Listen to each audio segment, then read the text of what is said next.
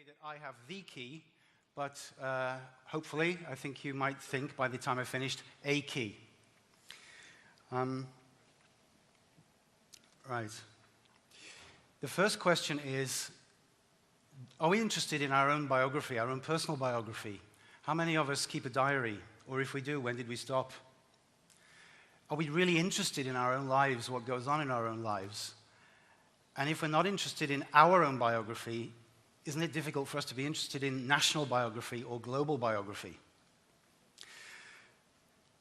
The sense of your own story is key. What is our personal story, our national story, our global story? And who is trying to tell us what our story is? For example, some of those people, famous George Orwell's 1984, those who control the past control the future. Those who control the present control the past, quote from that book. So those elite institutions which determine, which tell us through our school system and the rest of it, through the media, documentaries and so on, what our past was and how we should understand it. They're actually setting the parameters for a long-term understanding of where we're headed in the future. For example, whether Gordon Brown thinks that our destiny as a nation is to outcompete China and India, for example, whether that's what we're really all here, all of us as individuals, to be giving our lives for. J.R. Seeley was a leading Victorian imperialist historian, published The Expansion of England, a tremendous bestseller in its time, went on to be reprinting until the 1950s. We study history that we may be wise before the event, not after it. Students of political science, history, ought to be able to foresee, at least in outline, the event while it's still future. Now, Seeley was highly connected to all the English elite circles of the time, various prime ministers, particularly Lord Rosebery in the 1890s. So here you have a historian who's not just interested in describing the past, but actually in forecasting and predicting, giving a vision of the future. Here's another picture, more modern, 1987, a book by a guy called J.T. Fraser, Time, the Familiar Stranger. It's a little bit militaristic in its imagery, but nevertheless I think there's some truth in it. The people of Earth are at war to decide whose interpretation of the past is going to shape the future of mankind. The ethos that will eventually conquer the minds of people will be the one that succeeds in creating a framework of historical understanding for which a believable and inspiring future for mankind may be constructed. If you change the words at war and conquer, put something a little bit more friendly, the question is, what is the vision of the story that is being given to us, and how far can we be in control of that story ourselves? These are some of the guys who you're all familiar with, who are seeking to tell us what our story should be. Kissinger, Rockefeller, Philip Bobbitt, who wrote the famous book, The Shield of Achilles, who believes that we're moving from the nation state into the market state era. So nations and folk communities are now irrelevant because there's only the point individual and the periphery global organism. Francis Fukuyama, David mentioned the Project for the New American Century. He was one of the signers, and of course famous for the End of History thesis, another visionary history, but closely connected with all these gentlemen. And finally, Zbigniew Brzezinski, a creature, a political creature, in fact, of Rockefeller. And now, of course, as you probably know, Barack Obama's senior eminence grise behind the scenes in foreign policy. Some other visions of the future which we're being given at the moment. Ray Kurzweil, cyberneticist, who would be only too happy for biological humanity to suddenly disappear as fast as possible so we could all download our consciousnesses into robots. So we give up being biological organisms and become mineral organisms. So he's in his book, The Age of Spiritual Machines, he is forecasting almost year by year, he gives a breakdown of the steps by which this process will take place. So by the end of this century, the 21st century, he fully expects that biological humanity will be terminated, will have come to an end, we'll have moved to the next level of evolution in which our consciousnesses will be essentially fused with robotic beings. And then this gentleman you probably also know, the nonagenarian Jack Fresco, if you've seen the Zeitgeist movie. There he's the technological solution offered in the Zeitgeist movie, which from my perspective is what I would say is basically a neo-Marxist production. And he, again, basically, a bit like Ray Kurzweil, but not quite so radical, is seeing the future solution to our problems in terms of technological solutions, engineering solutions by engineers, because he's an engineer and a designer. But I think we've seen enough of technological development since the Industrial Revolution to know that the most profound human problems will not, in fact, be solved only by technology. But according to Jacques Fresco, business, forget it. Economics, politics, forget it. Economics, religion, forget it. These things. The solution is technology. That's one vision of the future being put out to us. Here's another one, very different. Now you might wonder, why are these two guys appearing on the same slide? James Lovelock, the proponent of the Gaia thesis, and the lizard man. This is a gentleman who is actually seriously seeking to turn himself into an animal. He's put implants in his forehead, he has shaved his teeth and he's forked his tongue, and he's covered in animal tattoos. So what is the connection here? These two guys, in a certain sense, one more theoretical, one more practical in his actual body, they're seeking to merge in a certain way with the biological animal realm from which, in a sense, we ourselves were connected with long ago. So you have a very powerful polarity here. Please forgive me, because I'm going to have to make this a bit short in terms of the sketching of this polarity between a robotic future and an animalistic future, a future in which we merge with the mineral world, or a future in which we merge with the biological world, or rather the animal world. And this polarity is very, very ancient and very, very deep-rooted. And we can trace it back, right back to the Bible story of Cain and Abel. And if you really ask yourself, what is the meaning of that story? I'm not going to go into it in depth now, but just to flag this up. What is the meaning of Cain and Abel, the one who spends his time only with the animals and grows nothing, but just simply takes care of the animals, husbands them, herds them, and the Cain who creates new products and is a farmer, works with his hands in doing things in the world. This polarity, this archetype, is as old, if not older, in a certain sense, even though they're both men. The archetype is deeper in a certain sense, I would maintain, than the male-female archetype. But that's another aspect of it, which we're continually invited, particularly in the Western world, to be interested in, this battle of the sexes, this twofoldness. Now, perhaps I should just say a little bit, very, very briefly, a couple of minutes, because you don't know me from Adam. I'm probably one of the most least-known speakers here. Just a couple of little biographical details, because I think it's very important. Also in the alternative community, many people have mentioned how we need to understand the elite people, agents who mediate information to us, and we certainly do. But we also got to apply that to ourselves, as anybody who's researching. So, I'm obligated to at least explain something to you about myself, and for you to ask any questions at any point. So, where I'm coming from, I need to be upfront about that. I was born in Newport, which is near the old Roman base of Caerleon, Isca. The second Roman legion used to be based there. The Romans had 3 legions in Britannia: York, Chester, and Caerleon, Isca. I was brought up in Chester. The name means camp. Next Roman base, 22nd Legion. So 2nd Legion and 22nd Legion. You'll perhaps come to see that has some meaning later on.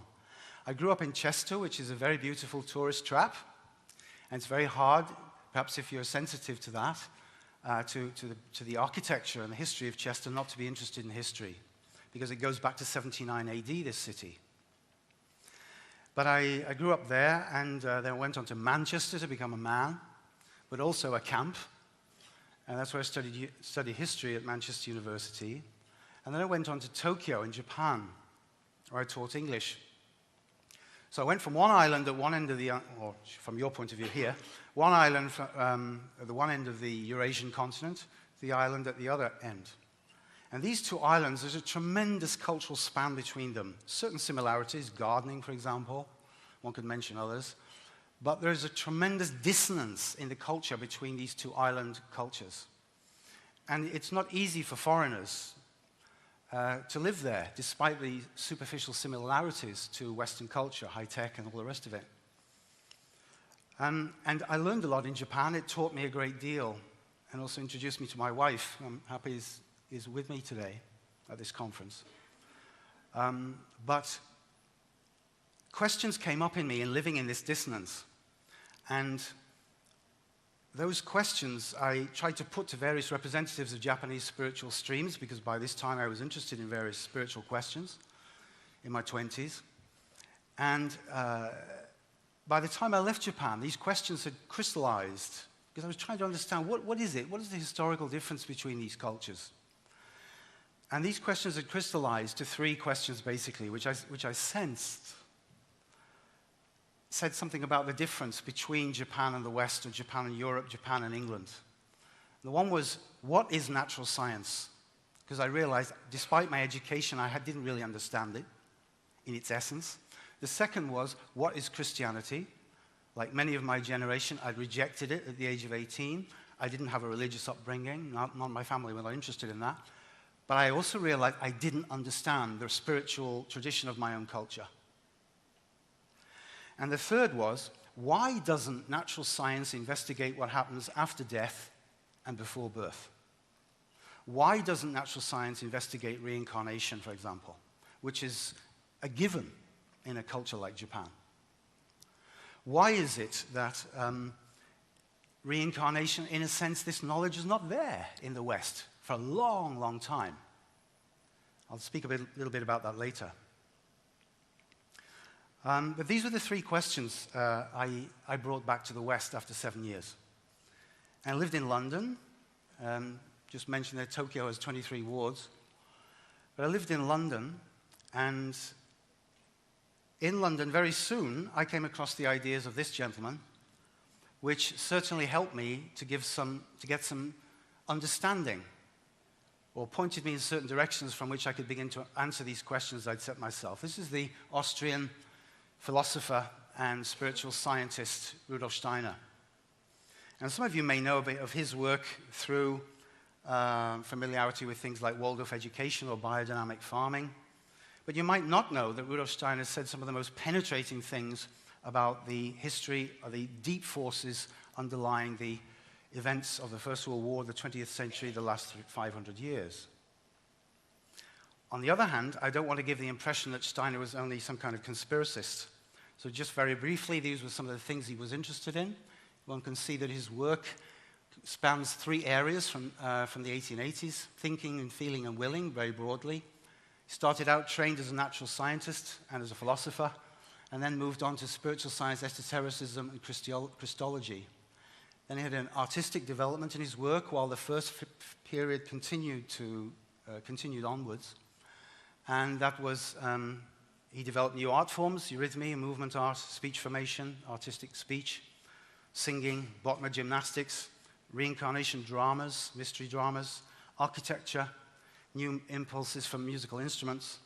And then finally, in the chaos of the post-First World War period, he developed new ideas in social threefolding. And I'll speak about that again later, because it's part of the solution, I think, to our problems. Companies were set up on these principles. Waldorf education emerged at this time, biodynamic agriculture, medicines and therapies, cosmetics, ethical banking, special needs education. Now, we all know that great individuals have emerged in various cultures over the centuries. If one thinks of, say, Confucius or Aristotle. Many of these people were not particularly famous in their own cultures, say, after 80 or 100 years after they died. But within their respective cultures in 1,000 or 1,500 years, then there was hardly an educated person in those cultures who did not know them. And I have the suspicion it'll be like this with Steiner.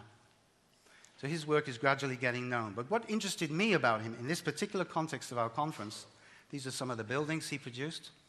the Goetheanum in the first Goetheanum in Switzerland, the double-dome building, one of the few in the world.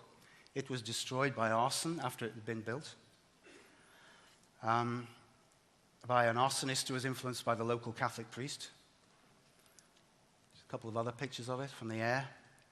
And then as soon as that was destroyed, Steiner set about building the second one in concrete this time. The first one was in wood. Ooh. So this was in concrete. He actually wanted to build the first one in concrete, but those around him said, no, wood is much more beautiful. So, okay, we built it in wood. And so it was burnt down by an arsonist. Second one, concrete, still stands. But what interested me, as I say, in the context of our conference, is Steiner's interests in the explanation of the First World War, which has always been a great interest of mine. Not so much the Second World War, although I was born only 7 years after the end of the Second World War, and the Second World War was everywhere in my childhood, in the 50s and 60s. But no, the First World War, because of certain family connections, and because of certain things that happened in my biography around the age of 12, when, for example, the BBC did a 50-year-old retrospective of the First World War. Some of the older members here might remember that. And for those of us who've never seen this before, tremendous vista, over some 24 episodes, I think, of footage of the events of the First World War, never before seen. It was like a whole new world opening up at that time. And I was already very much into the big picture in history, as always been interested in history as a child.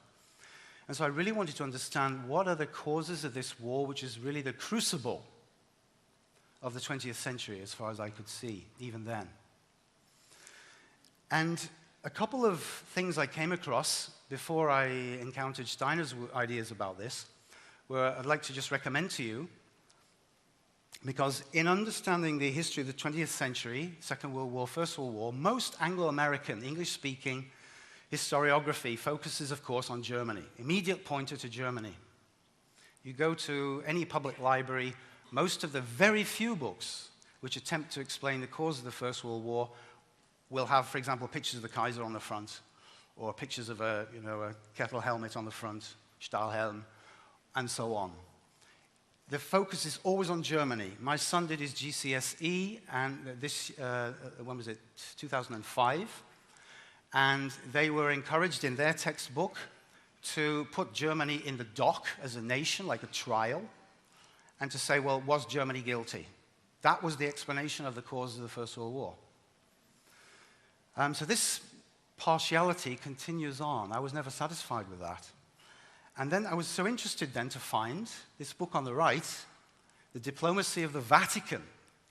After the communists took over in Russia, the Bolsheviks opened up the Tsarist archives, and some very interesting material came out of those archives, which showed how the Vatican was involved in bringing together France and Russia with the aim of bringing about the First World War. This was already in the 1880s, 1887. And what you then find is that who put the Vatican up to that? That was the British. And this is all documented in the Tsarist archives by the Tsarist ambassadors who had meetings with leading members of the British elite in the 1880s. And then the British, through their various connections, such as the Catholic Duke of Norfolk and so on, sought to get the Vatican to bring together these traditional opponents, Tsarist Russia and Republican, atheist, Freemasonic France, with the goal of, between them, crushing the Germans and the Austro-Hungarians in the middle. Completely different picture from that which is normally presented out of historical documented sources from Russia. Modern Western, Anglo-Saxon, English-speaking historiography still does not look in a direction like the Vatican. It just wouldn't occur to them because their fixation is continually on the German-speaking world. The other thing I came across was this book. I don't know whether you can you see that title at the back? The Transcendental Universe by C.G. Harrison. 6 lectures on occult science, theosophy, and the Catholic faith. This is a fascinating book published in 1993. 100 years after Harrison gave these lectures in 1893 in London to an obscure Christian group. And they are profound. I strongly recommend you to get hold of a copy of this book because you see in it how somebody who stands, he identifies himself with the high church stream, but he's totally familiar with all of the esotericism and occultism and secret society shenanigans of the 19th century. Totally familiar. He understands the whole score from somebody working within the Anglo-Saxon realm. And he's educating his audience in this. And he points out various principles of history. And one of those is that how the principle of the number 7 works in history. And he gives us an example of that, how just as the Germanic tribes were, as it were, educated and wet-nursed by first the Roman Empire and then the papacy, so the English-speaking world, the rulers, the influencers, the powerful people in the English-speaking world see it as their mission to educate and wet-nurse the Slavic peoples. Because the Slavic peoples, the Slavic-speaking peoples, will be the peoples in the next era of history who will play a leading role. And this is 1893, and he said that in the context of that, the Russian state will be and must be destroyed. The Russian state as it existed in 1893. So you already see a certain kind of knowledge, a vision of the future, which the people with occult knowledge in the English-speaking world in the 1890s already had. And the book on the right shows you how certain these machinations are already being set in place to bring this about from the political side of things. Another thing I found very useful, this was in the days before the internet, late 80s and early 90s. Came across this book in my public library. Never underestimate public libraries, of course, even now.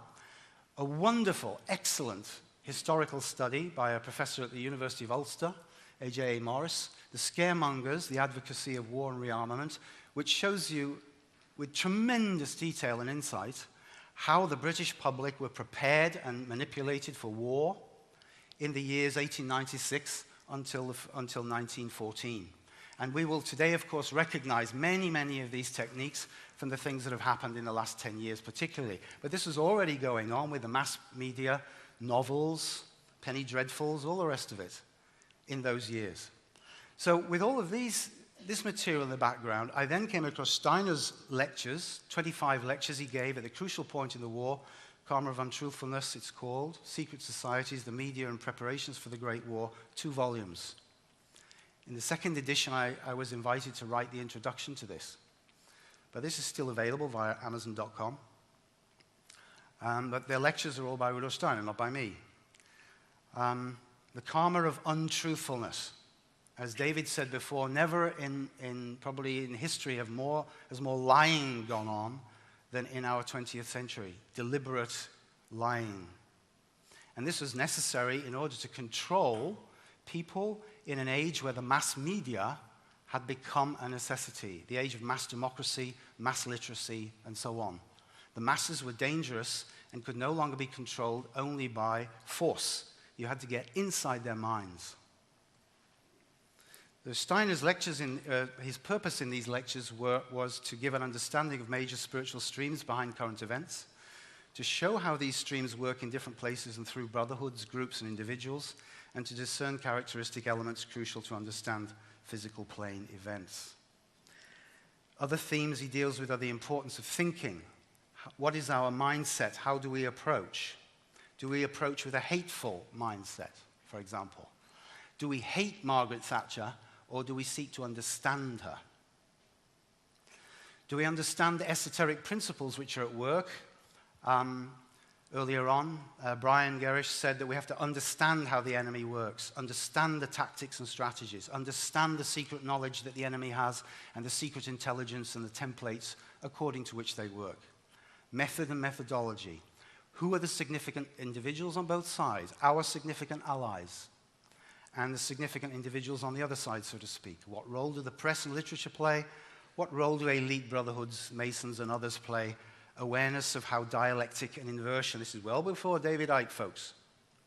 What role do dialectic and inversion play in these machinations? All this Steiner was giving lectures on in the Christmas, winter of 1916 to 1917. I'm going to skip over these next points. He then said that he knew of the existence of certain maps which had been circulating in esoteric brotherhoods in the 1880s. This is one of them. Again, I'm just going to skip over these just to show you that some of these things existed. I hope they're fairly clear. Are they fairly clear at the back? Yeah? This is another one which I myself looked into. It came out in the English magazine Truth in 1890. It was a kind of private eye of its time. And the top there, that little map at the top, presented in a sort of humorous way, this is called the Kaiser's Dream. Kaiser Wilhelm had only just come to power 2 years before. But already they were speculating how this Kaiser was going to be the cause of the First World War. There's a close-up of that map at the top. And you see, oh, I'm sorry, there's a cutoff there, but actually what it says there is Russian desert.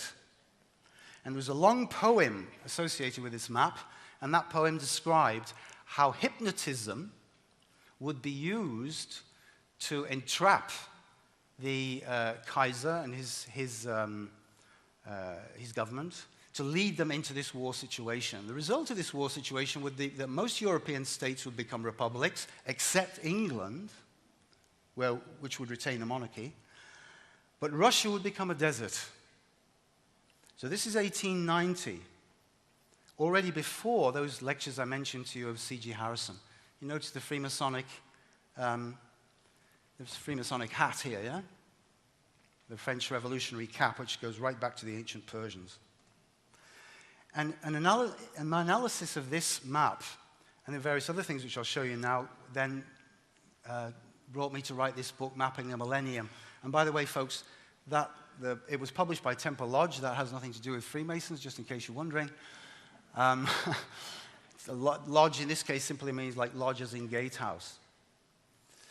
So these are some of the gentlemen who at that time were behind these machinations, probably some of them known to you: Lord Rothschild, J.P. Morgan, the banker, Rockefeller, Cornelius Vanderbilt, Jacob Schiff, Paul Warburg, Andrew Carnegie, and Lord Astor, Jacob Astor, and their modern counterparts, as we saw before. I'd just like to now refer you to 3 individuals coming up a bit closer to our time gradually, because this is truly an ongoing occult process of continuation of working through brotherhoods. H.G. Wells. H.G. Wells was a member of a group. Brian also mentioned this, the Fabians. The Fabians were the Webbs, Sidney Webb and Beatrice Webb, and he described how they operated.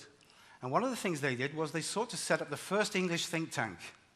It was a polite dining society. It went on for 7 years, 1902 to 1909, called the Coefficients.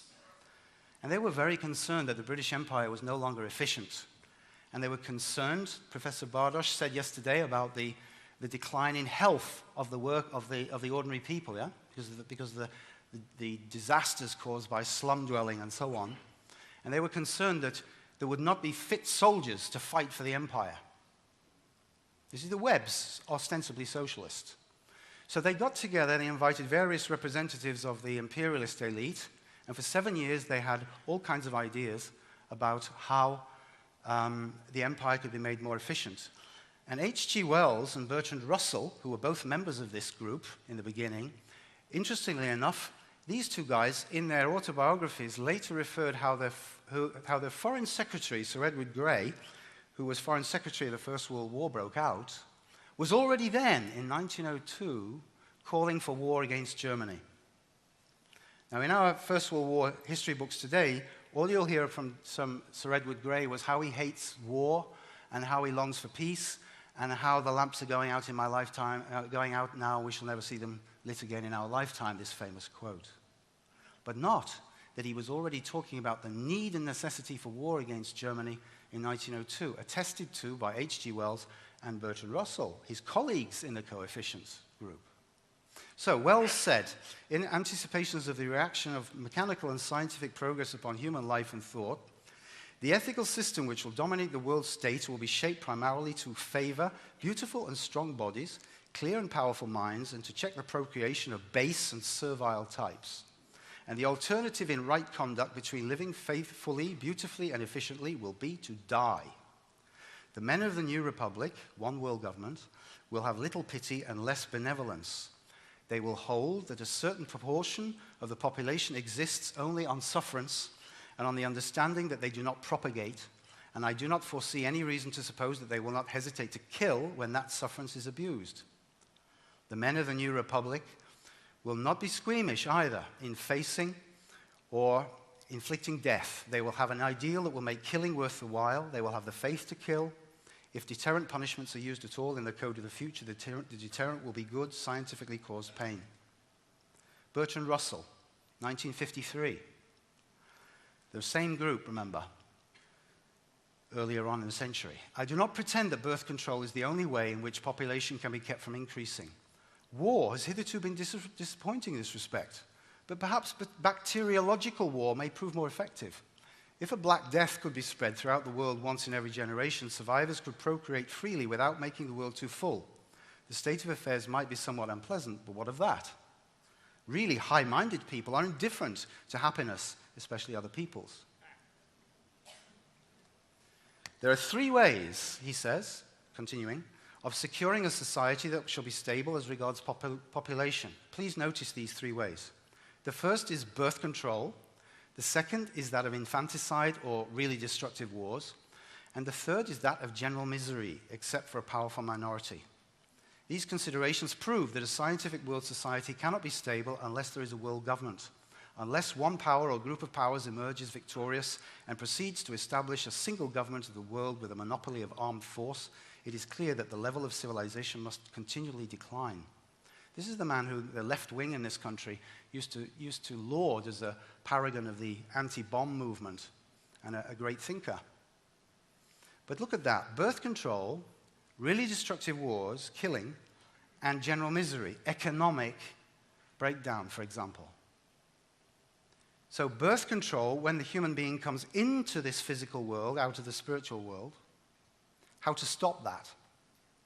And then killing once the human being is in the world, and then creating a world which is so miserable that not only will people die as a result of those economic circumstances and other things which go on in those circumstances, but that human beings would, and here we come to a certain occult aspect, I'll go into this again later, that human beings will not wish to return to this earth. It's a 3-fold aspect of thought here.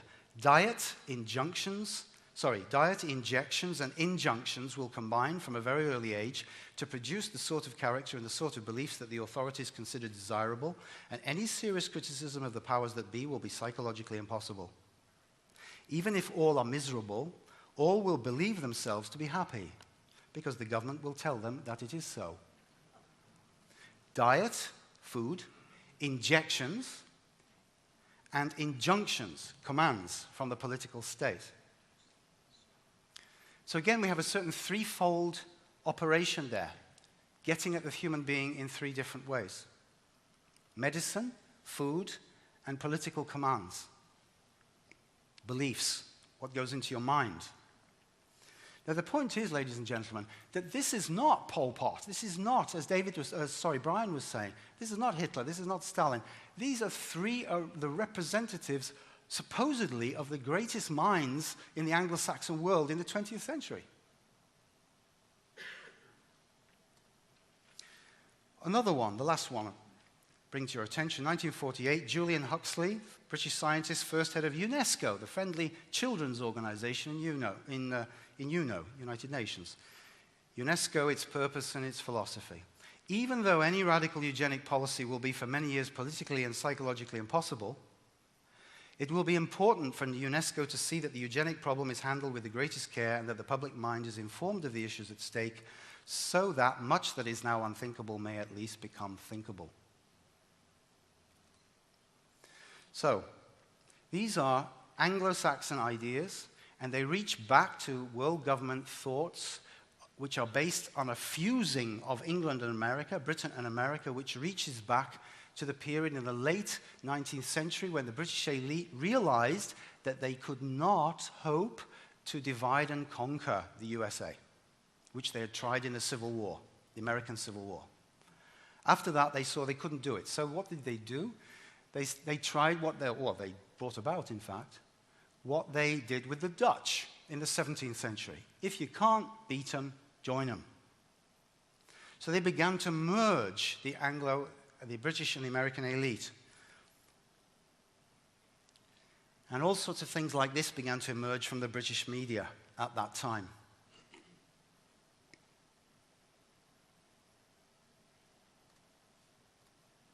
Lord Rosebery, one of the British prime ministers in the 1890s, fascinating speech, Glasgow University, 1900. He's imagining what will happen when Britain and America come back together again. And at last, when the Americans became the majority, the seat of empire would perhaps have been moved solemnly across the Atlantic, and Britain have become the historical shrine and European outpost of the world empire. It would have been the most sublime transference of power known to mankind. Our conceptions can scarcely picture the procession across the Atlantic, the greatest sovereign and the greatest fleet in the universe.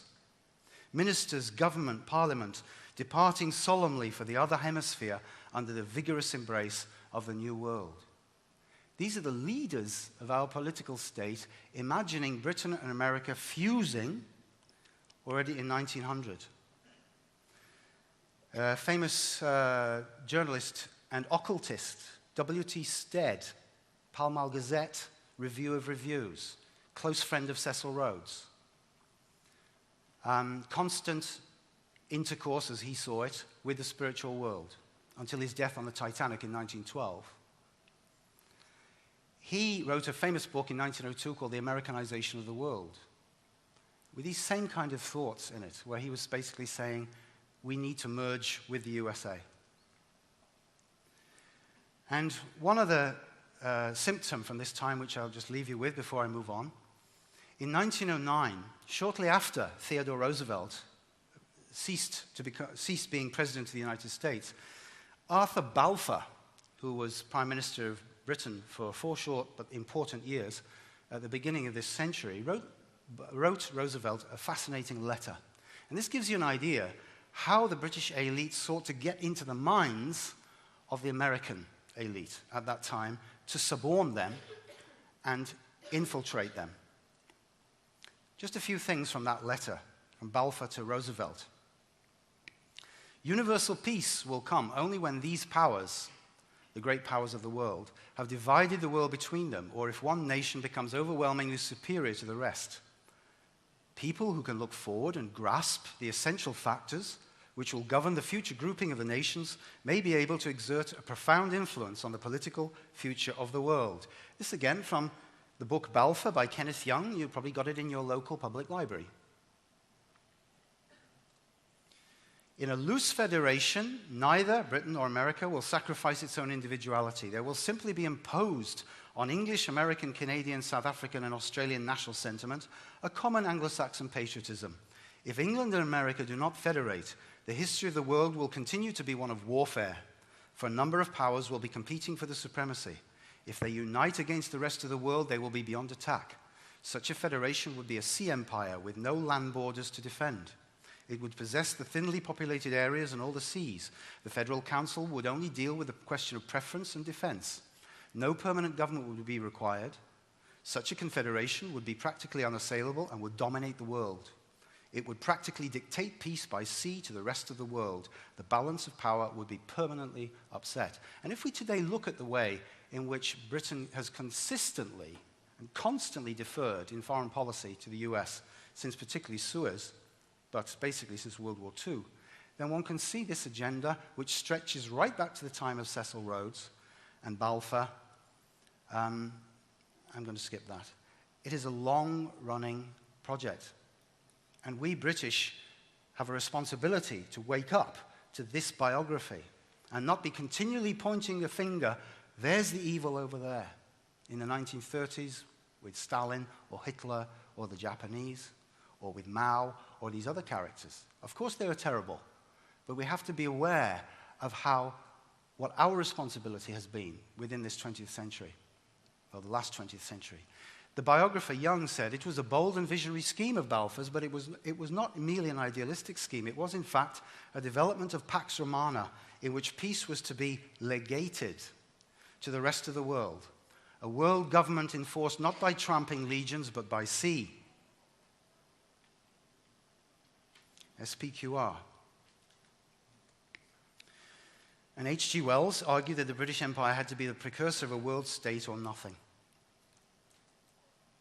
So these were the two gentlemen who were primarily the practical hands-on guys who were tasked, as it were, with pressing this forward. Cecil Rhodes, who set up his secret society in the 1890s. This is probably familiar to some of you, particularly if you've read the works of Carroll Quigley, the Anglo-American Establishment.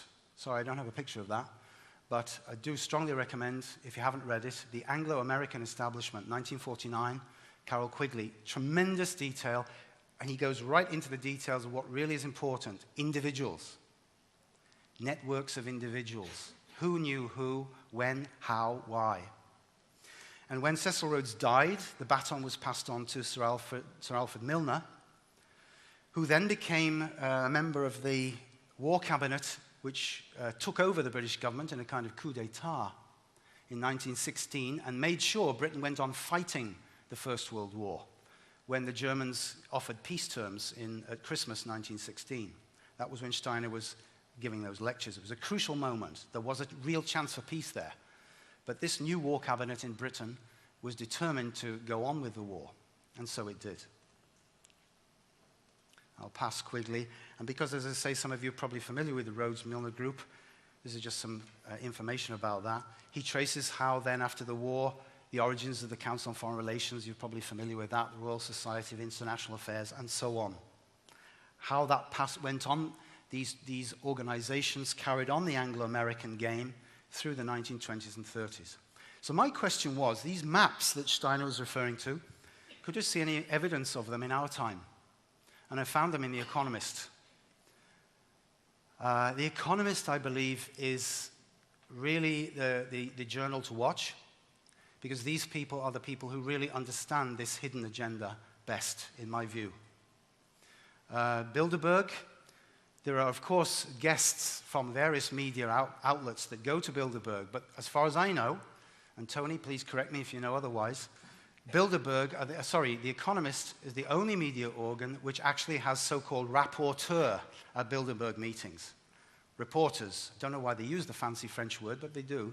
And of course, they don't rapport with their readers. They don't tell their readers about what goes on at these meetings, but presumably they rapport with the people who are there, and also to make sure that they themselves know what the score is. So this is from the 1st of September 1990. That was the time of the Gulf War coming along, being prepared. And you see that rather innocuous thing up there in the top right, a new flag, Survey of Defense of the Democracies. And you turn to that page, and it turns out to be a 16-page special feature. Look at the flag there. That's the new flag. The flag of the European Union inside the flag of the United States, or shall we say the flag of the Anglo-Saxon world powers. And in that article, there was again a map which described the coming cultural and religious and spiritual world order. This is in tune with a deeply occult aspect, which I'll describe in a few minutes. But it was an understanding of how world history was moving on from the 20th century scenario of struggle and conflict around politics and economics into one which is based on the spirit, on ideas, on cultural values, on ideology, on religion. Yeah? And here you see the world divided according to culture. You see, for example, how 1990, Germany had just come back together, or was just about to the following month. Europe was the end of the Cold War, and already they're dividing Europe again. You see the chasm as Europe is connected with America, Euro-America, Euro-Asia. And here in Latin, it says, Haec tabula mundi vic seria est. This map is hardly serious. But if it was hardly serious, they wouldn't have written a 16-page article explaining it. So this is very, very serious stuff in this article. I'm very sorry I don't have time to go into it in great detail, but that was in my book, analyzed in detail, the mapping of the Millennium. And then a few years later, you then get Samuel Huntington, who is good personal friends with the editors of the Economist. Samuel Huntington then brought out his famous Clash of Civilizations thesis, yeah? Which is based on the same idea, which leads then on to the events of 2001, when the Twin Towers went down in New York at the same time as the Triple Towers were going up in London, Canary Wharf. They're still at it, these map makers, the visions of the future. This is from 2006, the US Armed Forces Journal. This is how they imagine the future of the Middle East will be, and the Near East will be, after the Anglo-Americans have finished with it. And I would just draw your attention to Free Baluchistan, their plans for Pakistan. And that, of course, as I think has been mentioned already, has to do with the pipeline which is intended to come down from Turkmenistan through Afghanistan and out into the Indian Ocean, but not through present Pakistan, but through Free Baluchistan. And we can expect to hear something of the Free Baluchistan movement fairly soon. It's also based in London. And Pakistan, as you see, is shriveled. So this is one of the aims for what they intend to do with Pakistan, which is now actually going on. So instead of a pipeline going from Iran through Pakistan into India and then China, the Anglo-Americans wish to bring one down from north to south. And in doing that, you'll notice also, it's now being flagged up in Foreign Affairs of the CFR, that the Indian Ocean is now becoming extremely important. Hence the struggles of the piracy issue off the Horn of Africa, NATO being invited to get involved in that, because the Americans are desperately concerned that the Chinese are muscling into the Indian Ocean. And particularly, notice that town, that city on the coast there, Gwadar. This will become very important, I think, in the coming months and years. Because this is where these pipelines are anticipated to come out. The Chinese have already done building there. And the Americans are very concerned that the Chinese will then, their naval forces will be actually moving into the Indian Ocean in force. So they're already setting up various places alongside. The Americans and their allies and the Brits are already figuring out how to divide Pakistan along ethnic lines, the old imperial Roman idea of divide and conquer.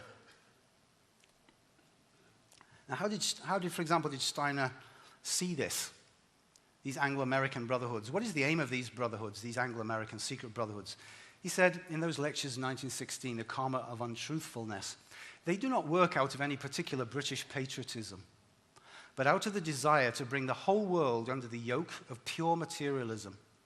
And because certain elements of the British people, I emphasize certain elements, not the whole British people, certain elements, and you can ask yourselves who? Because certain elements of the British people as the bearer of the consciousness soul, I'll come to that in a moment, but it's something very modern. Because certain elements of the British people as the bearer of the consciousness soul are most suitable for this, the brotherhoods want, by way of grey magic, to use these elements as promoters of this materialism, and this is the important point. Those who know what impulses are at work in world events can also steer them, and no other national element, no other people has ever before been so usable as material for transforming the whole world into a materialistic realm. Therefore, those who know want to set their foot on the neck of this national element within the British people and strip it of all spiritual endeavor, which of course lives equally in all human beings. Just because karma, destiny, has ordained that the consciousness soul should work here in Britain, particularly strongly, the secret brotherhoods have sought out elements in the British national character. Their aim is to send a wave of materialism over the earth and make the physical plane the only valid one. A spiritual world is to be recognized only in terms of what the physical plane has to offer. Now, I'm moving on now into some more esoteric areas, because we've heard a lot in this conference so far about energy, frequencies, vibrations, certain UFOs and aliens possibly on the outskirts have been touched upon. But from a spiritual scientific point of view, and Rudolf Steiner, for example, emphasized this again and again, what is really at work in the entire universe is beings, ladies and gentlemen. The deeds and the actions of beings. That means consciousnesses. Consciousnesses. Not abstract forces. Abstract forces are simply a further, albeit more slightly elevated and slightly spiritualized form of a materialistic natural science. They are not truly spiritual. Consciousness is truly spiritual, and there we come up against the real nub, which natural science now is telling us, is trying so desperately to understand what is consciousness. As I look at you and you look at me, are you looking simply at electrons moving around? Are you looking simply at synapses firing? Are you looking simply at electricity? Is that what you're looking at when you look at another human being? This is a subtle form of materialism, because the last 300 to 400 years, materialism has grown so strong in our Western European culture that we don't realize how profound and how deep-rooted it has become.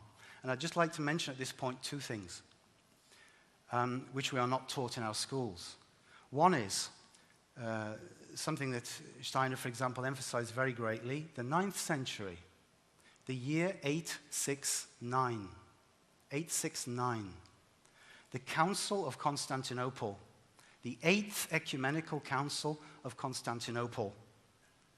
And in that council, the church, who are after all the scientists of their time, the knowing ones, the cardinals, as it were, of knowledge, the gatekeepers of knowledge, they decreed that a certain doctrine would be anathematized, would be ruled out of order for all Christian believers.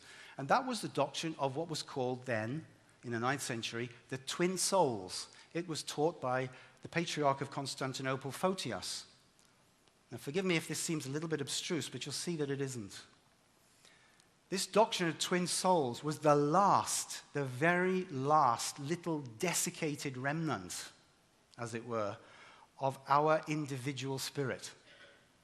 One soul is that soul which relates to our physical organism and our normal feelings of happiness and sadness, or I feel hungry, I feel happy. The other soul, it was given the name soul, but what was actually meant by it was that through which you establish your own personal connection to the divine. That through which you can be free of the gatekeepers of any religious authoritarian tradition. And in the council, the 8th council, this teaching was anathematized and ruled out of order for Western human beings. This was done for profound reasons.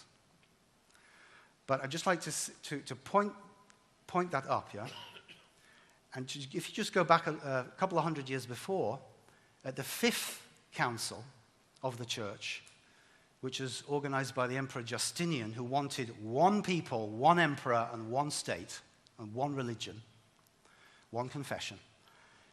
And that council, the teachings of Origen, early Christian teacher Origen, were ruled out of order and anathematized. And that was the end of the teaching of reincarnation in the West. Reincarnation was known to the Celts, who were many parts of Europe.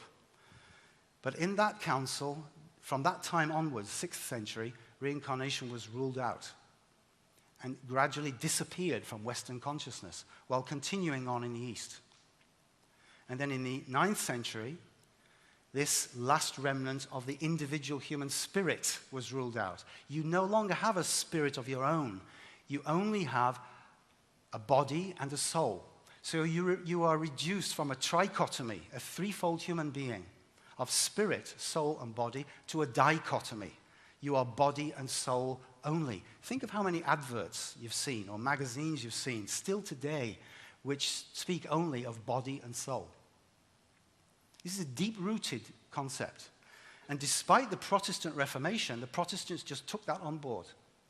The only people who came close to freeing themselves in the early Reformation times were the Quakers, who began to get a sense again of their own sense of a personal relationship to the spiritual world. So the church did this back then. And this is one of the reasons for the tremendous split which then occurred. 8, 6, 9. Just as a matter of interest, because I do happen to be interested in numbers, add up to 23. The consequence of 8, 6, 9 was then the great schism of the church in 1054, when the Pope and the Patriarch excommunicated each other, the Orthodox and the Catholics. And they're still not properly talking today. They're still trying to make up, but they haven't yet fully succeeded. So that took place in the year 869. And then was 1054. And if you add those numbers up, you'll come to 1923. And that will, in 1923, for example, Rudolf Steiner attempted to bring forward new thinking on the threefold picture of man, which he developed during the First World War. So it was an attempt to bring back into European consciousness the fact that we are not only material bodies, and we not only have souls and feeling lives, which animals also have, but we are also spiritual beings. We, in fact, are, in our deepest humanity, spiritual beings having material experiences. So, consciousnesses. History is not abstractions, the movement of abstractions through history. Class war, for example. Dialectical materialism. It is the deeds and actions of spiritual beings, and that includes us, because we are also spiritual beings. As we move on in our reincarnating impulses, with our reincarnating impulses in history. So when we think back to the Romans, we were there. Or when we think back to the Aztecs or the ancient Egyptians or however far you want to go, that was us. And when you think about David Rockefeller, when you think about these shepherds who are seeking to guide, these would-be shepherds who are seeking to guide who they clearly see as the sheeple, whether they're trying to pen us into concentration camps or kill us off for whatever reasons they have, one has to ask oneself, who were these people? What impulses do they actually carry? And I'd like to now to move forward. Len Horowitz spoke about 9 levels of dimensions. In the esoteric tradition in the West, since again, approximately the 9th century, Dionysius the Areopagite, there was teaching of 9 celestial dimensions of consciousness, from the angels who are associated with each individual human being, to the archangels who guide groups of human beings, to the archai who guide the entire human race for certain periods of time, and then the next group of 3 who guide the natural world and provide the forces and archetypes of the natural world as distinct from purely human consciousness, and then the seraphim, cherubim, and thrones who are responsible for the archetypes of all of that. These are consciousnesses so far above us, our own, that we can hardly conceive of. But it's only our materialistic arrogance of the last 300 years which makes so many of us think that there are no consciousnesses above us other than perhaps aliens. And of course, aliens too are rejected by so many of our natural scientists. Now, if we're to understand where we are in our story, we've got to understand a couple of things, and I'm going to have to rush a little bit with this because I've got to come to my final and main point. And what is the famous question of, when is the age of Aquarius? What age are we in now? And I would submit to you, and obviously this is only a hypothesis for you, I realize that. For me, I'm pretty much convinced of it. But for you, it's only a hypothesis. You have to go away if you're interested and check it out yourself. That the age where we can try and understand where we are when we see that in the sidereal zodiac, not the tropical zodiac, which most astrologers use, but the sidereal zodiac, which looks at what is actually going on in the sky, where the planets and the constellations actually are, that from ancient times, two stars in particular are important, Aldebaran in Taurus and Antares in Scorpio. These two stars were the grand axis, and from the Babylonian times, they were located in the midpoint of the constellations Taurus and Antares. And if they're in the midpoint, the Babylonians divided the constellation in 12 groups, equal signs. I know there are unequal signs, but they divide into equal signs, and there are various reasons for that. I can't go into it now, I'm afraid. But if one sees that, then one can then figure out where are we in terms of the precession of the equinoxes. And we see that in terms of the precession of the equinoxes, we are still way well within the age of Pisces. The astronomical age of Pisces only began in the third century and finishes in something like 2375. So why did I say that the age of Pisces then begins in 1413? Well, it has to do with Venus. Because there is a phenomenon, you probably know about it, every 8 years, there are 5 conjunctions of Venus with the Sun. And this remarkable procession, beautifully harmonious form of these sequence of meetings, conjunctions, rotates throughout the whole zodiac in 1,200 years, 1199 to be exact. And this is a kind of transformer, one could think of it to be a crass image, where a high impulse from the highest hierarchical zodiacal level, a new cosmic impulse is stepped down and enters into earthly history, so that the age of Pisces for our earthly history and our culture actually begins in the 15th century, 1413, and is not due to finish until 3573, the 4th millennium. I've only now been told I've only got a short time to go, so I must, press on to various other things. But in this, to summarize on this question of the age of Pisces, this age of Pisces is that age in which we develop the consciousness soul. We have 3 bodies, 3 souls, and 3 spirits. It seems a bit bald to just state it like that, I know, but if you're interested, one can check it up in various esoteric studies, including in Steiner. But the point is that in each of those zodiacal periods of 2,160 years in our historical consciousness development, one of these new phases has been developed. In the previous age, the age of Aries, we were developing the intellectual mind soul, how to think, logic, philosophy, rationalism. Before that, we were developing our understanding of beauty, our feeling life.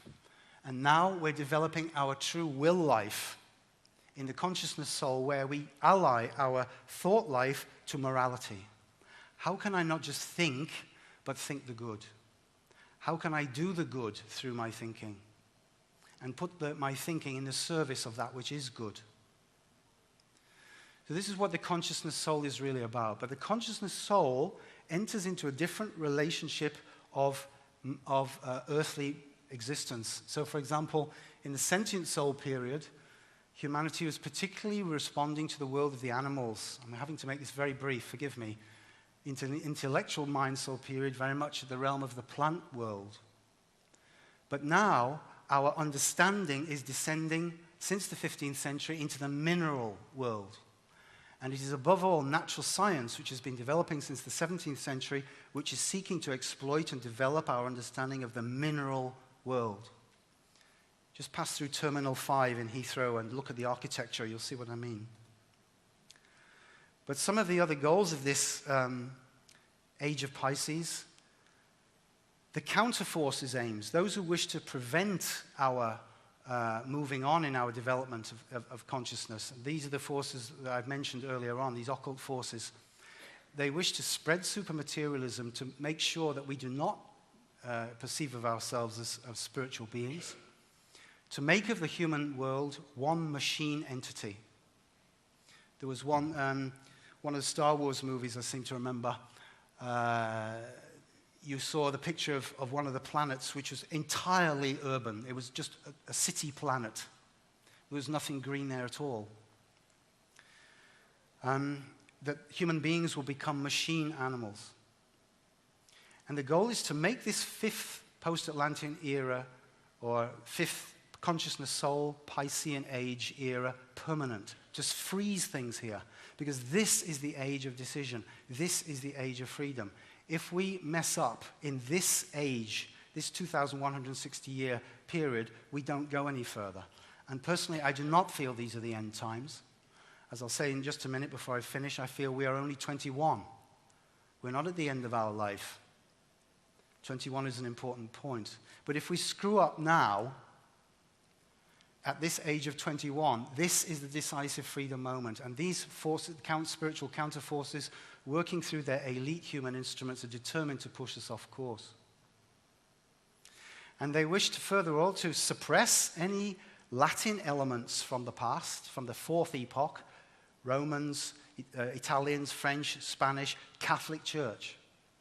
Any of that is to be suppressed and pushed out. Da Vinci Code. What is that about? The struggle between the Anglo-Saxon element and the Catholic element. And they wish to block the Russian element and destroy the Slavic element of the future. They wish to ignore, nothing is to come anymore from the German-speaking world or the Central European world. But to overcome this in our fifth epoch, we need to see that individuals are actually autonomous spiritual beings. We need to recover a spiritual science to complement our natural science and overcome the inheritance of Kant, who put limits on human knowledge. We need to develop human imagination, visions of society based on the human being, not visions which are based on natural models out there, animal models or jungle models or abstract intellectual models, but we have to ask ourselves, what is the inner nature of the human being? My thinking, my feeling, my willing. And what corresponds in society to those three elements within the human being? So many of our social problems are caused by confusion between the realms of religion, spiritual life, political life, and economic life. Interference in between these lives. These realms, they need to be separated, clearly demarcated, so that they can operate in a clearly distinct, functional, but interrelated way, in the same way that our nervous system, our rhythmic system, and our metabolic system all operate within our human organism. And Europe is the big problem for Britain. Europe needs to find a new form for itself, which is not obviously what the EU is trying to bring about, which is not an Anglo-American plot, so to speak, or a Vatican plot. But what's coming about in the future is a tremendous clash in this century, this decisive century between the Americans and the Chinese, these two Atlantean powers, if you will, old Atlantean powers.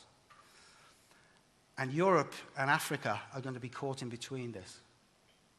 So how can Europe find a new form for itself so that it can be a bridge towards these two, the we-ness and the me-ness of America and East Asian culture? And the last thought I'll leave you with is that this century, therefore, because there's so much I've not been able to say, but this century is so crucial, I would just strongly recommend you to look at the history of the 7th century and the 14th century, 7 and 14, and compare it to the 21st century.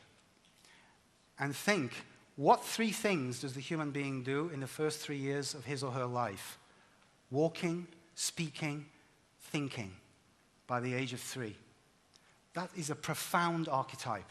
And if we can meditate and really think into what that archetype means, and then see how as we grow up, all of us have been through this, that we then see how we develop as children before a change of our teeth, our will life, and separate ourselves from the physical body of our mothers to develop our own forces, physical forces.